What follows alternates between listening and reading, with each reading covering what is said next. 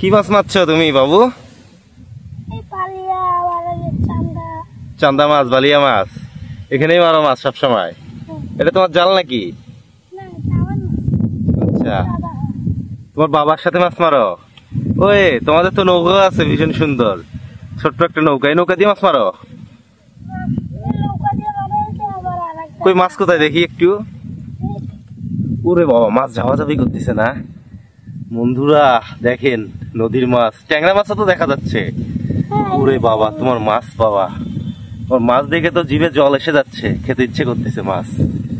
ওরে মাছ, মাছ কি করো বাবা? বিক্রি করো? পড়াশোনা করো না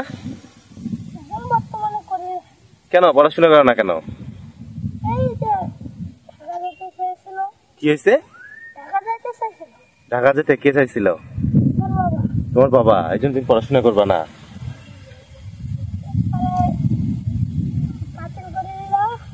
বাতিল করে দিছে?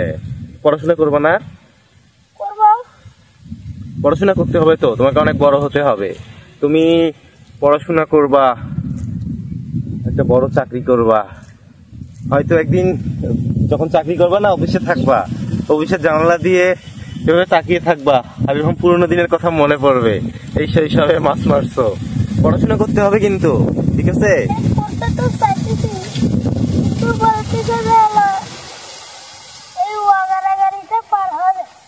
এটা বলতেছে তোমার আব্বুর সাথে কথা বলবো, আচ্ছা সেই জন্য পড়াশোনা করে। তোমার আব্বু কি করে? কি কাজ করে? হ্যাঁ হ্যাঁ, ধানের গোডাউন, ওখানে কাজ করে।